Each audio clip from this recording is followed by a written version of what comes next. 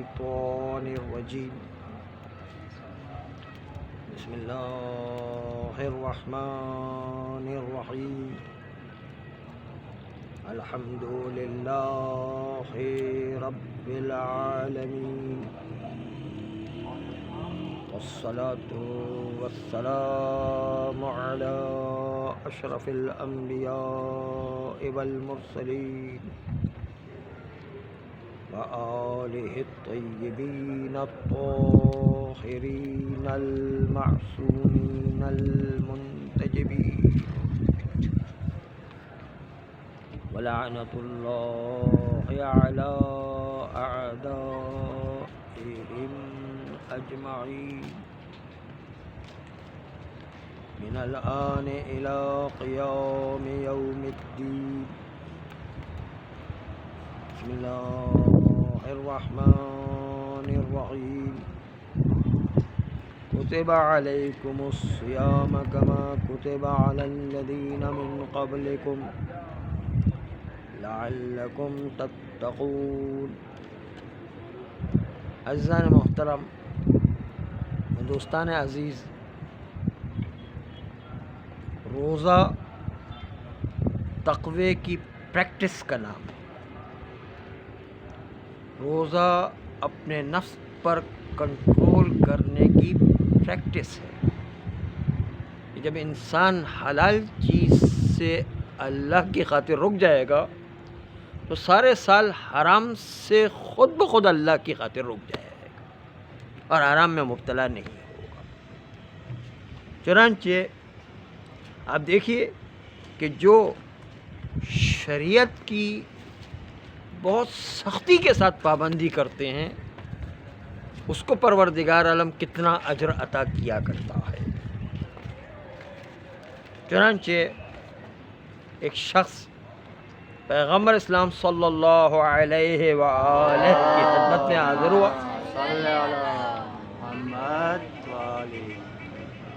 اور کہا کہ یا رسول اللہ، میں آپ کے پاس کوئی شرعی مسئلہ پوچھنے نہیں آیا ہوں، بلکہ میرا پرسنل میٹر ہے، میرا پرسنل مسئلہ ہے، وہ آپ سے ڈسکس کرنے کے لیے آیا ہوں. اور وہ یہ ہے کہ میرا باپ بہت بیمار ہو گیا اور بیمار ہونے کے بعد میرا باپ میری بڑی بہن کو یاد کر رہا ہے. میری بڑی بہن شادی شدہ ہے اور شادی شدہ ہونے کے ناطے جب عورت کی ذمہ داری یہ قرار دی گئی ہے کہ شوہر کی اجازت کے بغیر گھر سے باہر نہیں نکل سکتی ہے، چنانچہ یا رسول اللہ، میری بڑی بہن اس کے یہاں پر میں گیا اور جانے کے بعد کہا کہ والد صاحب بیمار ہو گئے ہیں اور تمہیں بہت یاد کر رہے ہیں. تو میری بڑی بہن رونے لگی اور رونے کے بعد انتہائی بیماری کی سے جو ہے افسوس کرنے لگی. لیکن جب میں نے اس کو کہا کہ چلو بابا آپ کو یاد کر رہے ہیں، تو کہا کہ نہیں، جب پیغمبر نے کہہ دیا کہ شوہر کی اجازت کے بغیر گھر سے باہر نہیں نکل سکتے ہیں، تو چونکہ میرا شوہر تو سفر پر گیا ہوا، اس نے اجازت نہیں دی ہوئی، اس لیے شوہر جب تک کہ اجازت نہیں دے گا تب تک میں باہر کیسے نکلوں گا. اس لیے شوہر کی اجازت کے بغیر میں باہر نہیں نکل سکتی. جب یہ بات میں نے اس سے کہی تو وہ شوہر کی اجازت کے بغیر باہر نکلنے کو تیار ہی نہیں ہے. کہا کہ یا تو پیغمبر اسلام سے اجازت لے کر آ جائے یا شوہر کی اجازت باقی ہو. چنانچہ شوہر تو اس کا ہے نہیں، سفر پر گیا ہوا ہے، آپ اس کے لیے اجازت دے دیں تاکہ جو ہے وہ اپنے باپ سے مل لے. ایک مرتبہ پیغمبر اسلام نے سر جھکا لیا اور جھکانے کے بعد تھوڑی دیر کے بعد کہا کہ جب اس کے شوہر کی اجازت نہیں ہے تو میں بھی اجازت نہیں دوں گا۔ حالانکہ پیغمبر وہ اجازت دے سکتے ہیں، کیونکہ النبی اولا من انفسکم و اموالکم، نبی جو ہے وہ زیادہ اولا بالتصرف ہوا کرتا ہے، ہماری جانوں پر ہم سے زیادہ حاکم ہے، ہمارے مال پر بھی ہم سے زیادہ نبی حاکم ہوا کرتا ہے۔ اس لیے نبی اجازت دے سکتا ہے، لیکن اس کے باوجود وہ اجازت نہیں دیتا ہے۔ چنانچہ وہ اجازت نہیں دیتا ہے، اور وہ جو ہے جب پیغمبر نے اجازت نہیں دی اور یہ کہا کہ جب شوہر کی اجازت نہیں ہے تو میں بھی اجازت نہیں دیتا ہوں۔ حالانکہ پیغمبر اجازت دے سکتے، لیکن جو ہے کہا کہ نہیں، شوہر نے جب اجازت نہیں دی ہوئی تو میں کیوں اجازت دوں۔ چنانچہ یہ شخص چلا گیا خاموشی کے ساتھ، اور یہی بات ہے کہ جو بھی حاکم شرع ہو، اس کی طرف سے جب کوئی قطعی حکم آ جائے تو چون چرا کرنے کی ضرورت نہیں۔ حکم شرعی وہ بہتر جانتا ہے، نبی، امام اور ولی جو ہے زیادہ بہتر جانتا ہے کہ وہ ہماری مصلحت کیا ہے۔ چنانچہ چپ چاپ سے چلا گیا۔ کچھ دنوں کے بعد پھر آیا، یا رسول اللہ، میرے باپ بالکل کوما میں چلا گیا ہے، بالکل آخری وقت ڈاکٹروں نے کہا ہے کہ جو ہے 1 دن کی مہلت ہے، 1 دن کے بعد جو ہے اس کا انتقال ہو جائے گا۔ اس لیے جو ہے انتہائی جو ہے کوما میں ہونے کے بعد، انتہائی بیمار ہونے کے ساتھ ساتھ آخری اس کا دن رہ گیا ہے، اور اس کے باوجود میں جب بہن کے پاس گیا اور اس کو جو ہے باپ کی حالت بتائی تو وہ تو رو رو کے جو ہے ادموا ہو گئے۔ لیکن اس کے باوجود جب اس سے کہا کہ چلو، باپ تمہیں جو ہے بار بار میری بیٹی کر کے یاد کر رہا ہے، تو اس وقت جو ہے میں نے کہا کہ تمہیں تو تمہارا باپ بہت یاد کر رہا ہے، چلو۔ لیکن اس نے وہی کہا کہ نہیں، شوہر کی اجازت نہیں تو میں گھر سے تو باہر نہیں نکل سکتی ہوں، شوہر کی اجازت کے بغیر کیسے نکلوں۔ اگر جو ہے شوہر کی اجازت کے ساتھ جو ہے ہو تو ٹھیک تھا، لیکن شوہر کی اجازت ہو یا پیغمبر اسلام خود اجازت دے تو پھر میں گھر سے باہر نکل سکتی ہوں۔ اس لیے یا رسول اللہ، اب تو میرے باپ کی حالت آخری دن رہ گیا ہے، آپ اجازت دے دیجئے تاکہ میری بہن باپ سے مل لے، اور باپ اس کو مسلسل یاد بھی کر رہا ہے۔ پیغمبر اسلام نے سر کو جھکایا اور تھوڑی دیر کے بعد کہا کہ نہیں، جب شوہر کی اجازت نہیں ہے تو میں بھی اجازت نہیں دوں گا، میں بھی اجازت نہیں دیتا ہوں۔ جو بھی اخلاق کے طریقے سے پیغمبر جواب دے سکتے تھے جواب دیا اس نے، کیونکہ پیغمبر جو ہے وہ نبی ہے، امام و نبی، اس کے سامنے کوئی استدلال تو نہیں کیا جا سکتا ہے۔ چنانچہ وہ بھی خاموشی سے چلا گیا۔ چند دنوں کے بعد ایک مرتبہ اس کی شکل سے ہی پتہ چل رہا تھا، بڑا غمگین، اس کی جو ہے ہوائیاں اڑی ہوئی تھی، روتا ہوا آ رہا تھا، بال بکھرے تھے، اس سے دور سے ہی پتہ چل گیا کہ حالت خراب ہے۔ آ کر کہا، یا رسول اللہ، اب تو میرے باپ کا انتقال ہو گیا ہے، اور میرا باپ بڑی بہن کو یاد کرتے کرتے اس دنیا سے چلا گیا، اور اس کی میت پڑی ہوئی، خالی ایک دفعہ آ کر کے بہن آ کر اپنے باپ کا چہرہ دیکھ لے، پھر تو جو ہے دیکھنے کا موقع ہی نہیں ملے گا کبھی بھی۔ اس لیے میں اپنی بہن کے پاس گیا، اس کو بتایا کہ باپ کا انتقال ہو گیا، تو غش کھا کے گر پڑی، ہو تو بالکل روتے روتے اس کی حالت بری ہو گئی۔ جب واپس بیدار ہوئی تو روتی جا رہی ہے، اور جو ہے بہت افسوس کرتی جا رہی ہے، لیکن اس کے باوجود چارہ کیا تھا؟ جب میں نے اس سے کہا کہ چلو آؤ باپ کے چہرے کی آخری زیارت کر لو، تو پھر بھی کہا کہ نہیں، شوہر کی اجازت نہیں، شوہر کی اجازت کے بغیر میں کیسے باہر نکلوں؟ شوہر کی اجازت کے بغیر تو باہر نکلا نہیں جا سکتا، یا تو پیغمبر سے اجازت لے کر آ جائے یا شوہر کی اجازت ہو۔ شوہر تو ہے نہیں، اس کی اجازت نہیں ہو سکتی، اور جو ہے پیغمبر اگر اجازت دیتے ہیں تو ٹھیک ہے۔ یا رسول اللہ، اب تو آخری حالت ہے، آپ اس وقت تو اب اجازت دے دیجیے تاکہ میری بہن میرے باپ کی آخری زیارت کر سکے، میرے باپ کا آخری چہرہ دیکھ سکے، پھر تو جو ہے روز قیامت ملاقات ہوگی، پھر جو ہے ملاقات ہی نہیں ہوگی۔ ایک مرتبہ پیغمبر نے سر جھکایا اور کہا کہ نہیں، جب جو ہے اس کے شوہر کی اجازت نہیں تو میں بھی اجازت نہیں دوں گا.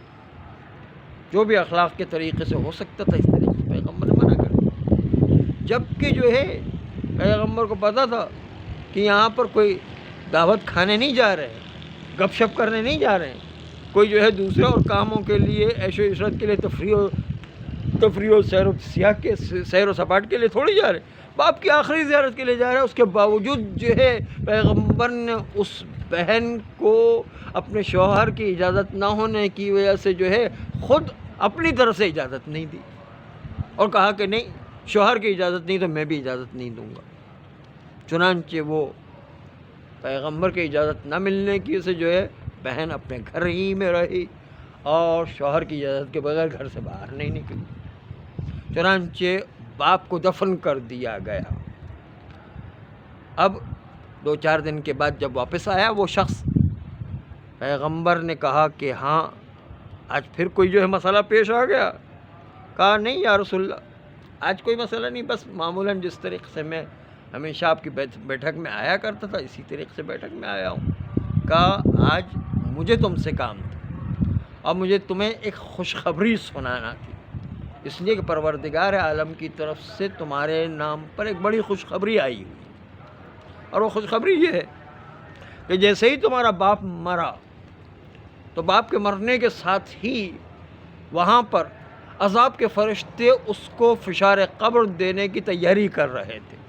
چاروں طرف سے عذاب کے فرشتے جو ہے عذاب کے فرشتے، خاص ان کا پروردگار عالم کا سسٹم کے عذاب کے فرشتے الگ ہوا کرتے، رحمت کے فرشتے الگ ہوا کرتے، پیغام پہنچانے والے فرشتے الگ ہوا کرتے، سرداران فرشتے الگ ہوا کرتے، ہر ایک کا الگ سسٹم ہوا کرتے. اللہ کا بھی ایک الگ سسٹم ہے. عذاب کے فرشتے الگ تھے. عذاب کے فرشتے اس مردے کو جو ہے وہ مردے کو عذاب دینے کی تیاری کرتے، اس لیے کہ اس کے گناہوں کی فہرست آ چکی تھی اور کہا گیا کہ یہی عذاب اس کو دینا ہے. فشار قبر کے ساتھ ساتھ چاروں طرف سے عذاب آ رہے ہیں. کہیں سے سانپ بچھو چل رہے ہیں، کہیں سے کوڑے چل رہے ہیں، کہیں سے زنجیریں سرخ دہکتی ہوئی چل رہی ہے، کہیں سے آگ چل رہی ہے، کہیں سے جو ہے کوڑے چل رہے ہیں، کہیں سے جو ہے وہ مختلف قسم کے گرز و مختلف قسم کے لوہے کے اور آلات چل رہے ہیں، اور کہیں سے خطرناک قسم کا کتا آ رہا ہے. مختلف عذاب چاروں طرف سے آ رہے ہیں اور فشار قبر کی تیاری ہو رہی ہے. عذاب کے فرشتہ تیاری کر رہے. اتنی دیر میں ایک نورانی فرشتہ آیا اور آنے کے بعد کہا کہ خبردار، تم عذاب کے فرشتہ ان کو بالکل عذاب نہ دو، اس لیے کہ اوپر سے حکم آیا ہوا ہے کہ اس کو جو ہے کسی قسم کا کوئی عذاب نہیں دیا گا، روز قیامت تک اس کو چھوڑ دیا گیا، اس لیے کہ اس کی بیٹی نے شریعت کی پوری طریقے سے پابندی کی اور اس کے نتیجے میں اس کو بھی بخش دیا گیا روز قیامت تک، اور اس کے باپ کو بھی بخش دیا گیا، جس کی وجہ سے اس بیٹی کو ایسی تربیت دی گئی جس تربیت کے نتیجے میں اس بیٹی نے بھی شریعت کی پوری پابندی کی، اور اس کے ساتھ ساتھ اس کے باپ کو بھی جو ہے عذاب سے نجات مل گئی. چنانچہ اولاد کی تربیت کرنے کا ڈبل فائدہ، اپنے لیے بھی راہ نجات ہے، اس اولاد کے لیے بھی راہ نجات ہے، اور ساتھ ساتھ شریعت کی پابندی کے نتیجے میں کتنے بہترین آثار پیدا ہو جایا کرتے ہیں کہ ہمیشہ ہمیشہ کے لیے روز قیامت تک انسان کی قبر نورانی ہو جایا کرتی، خود کی بھی نورانی ہو گئی، جس نے تربیت کی ہے اور تربیت کے نتیجے میں بچے اچھے ہو گئے، اس کے نتیجے میں ان والدین کو بھی صلہ ملتا ہے اور والدین کی قبریں بھی نورانی ہو جایا کرتی. چنانچہ ایک مختصر سا اس سے جڑا ہوا واقعہ عرض کر. آغا سیستانی، ان کے والد بزرگوار، وہ بھی غالباً ان کے والد بزرگوار ہی تھے کہ ان کا نام بھی آغا سیستانی تھا، کیونکہ سیستانی کہتے ہیں ہر وہ شخص جو سیستان و بلوچستان میں رہنے والا ہو، اس کو سیستانی کہتے ہیں. سیستانی ہے نا، سیستان و بلوچستان کا رہنے والا، کیونکہ آغا سیستانی سیستان و بلوچستان کے رہنے والے، اس لیے ان کے والد بزرگوار کو بھی آغا سیستانی کہتے ہیں. چنانچہ آغا سیستانی کے والد بزرگوار، جیسے کہ بعض لوگوں نے نقل کیا، وہ بہت یاد کیا کرتے تھے کہ کسی طریقے سے زمانے کے امام کی میری ملاقات ہو جائے. ہر روز جو ہے دعا کرتے تھے عجل اللہ تعالی فرجہ، اور جو ہے امام زمانہ کے ظہور کی مسلسل دعائیں کیا کرتے، لیکن کافی عرصے گزرنے کے باوجود جو ہے امام کی ملاقات نہیں ہو سکی۔ ایک دفعہ جو ہے ایک عورت کی میت میں گئے آغا سیستانی کے والد بزرگوار، تو دیکھا کہ امام زمانہ علیہ السلام اس عورت کی نماز میت پڑھانے کے لیے آئے ہوئے۔ امام زمانہ علیہ السلام کو پہچان لیا انہوں نے علامتوں کے ذریعے سے۔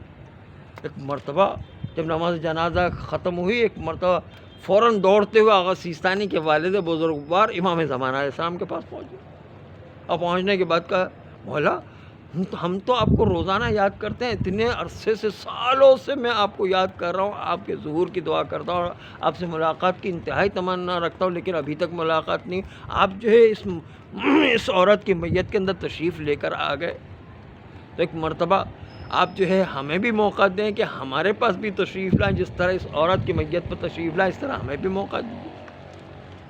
تو زمانے کے امام نے کہا کہ اس عورت کی طرح ہو جاؤ تو تمہیں بلانے کی ضرورت نہیں، ہم خود ہی حاضر ہو جائیں۔ کہا اس عورت کی کیا خوبی؟ کہا اس عورت کی خوبی جو ہے جا کر پوچھو کیا خوبی۔ چنانچہ معلوم کیا گیا تو ایک بہت عجیب و غریب بات تھی۔ شریعت کی پابندی جو ہے اللہ کو انتہائی عظیم پسند ہے، اس لیے کہ اللہ کسی کی محنت کو رائے گاہ نہیں کرتا۔ اللہ کا اصول ہے کہ جس نے بھی راہ خدا میں ذرا بھی محنت کیے اس کا اجر ضرور دے گا، ریوارڈ ضرور دے گا۔ چنانچہ جو ہے اس عورت کے بارے میں معلوم کیا گیا تو پتہ چلا شاہ ایران کے دور میں جب عورتوں کے اوپر پردہ کرنے کی پابندی ہو گئی تھی اور عورتوں کا پردہ چھین کر زبردستی اسے اتار لیا جاتا تھا، اس وقت سے یہ عورت جو ہے گھر میں بند ہو کر کے رہ گئی کہ اگر میں باہر نکلوں گی تو میرا پردہ چھین لیا جائے گا، اس لیے گھر سے باہر ہی نکلنا بند کر دیا تاکہ میرا پردہ نہ چھین۔ پردے کی حفاظت کی خاطر اس نے گھر سے باہر نکلنا ہی بند کر دیا۔ تو بتائیے کہ کتنی زیادہ شریعت کی پابندی کی، جس کے نتیجے اتنا عظیم رتبہ پایا کہ امام زمانہ علیہ السلام خود اس نماز میت کو پڑھانے کے لیے آئے۔ یہ ہے شریعت کی پابندی کا اصول کہ آپ جیسا راہ خدا میں قربانی دیں گے پروردگار عالم بھی ایسا ہی ریوارڈ آپ کو عطا کرے گا۔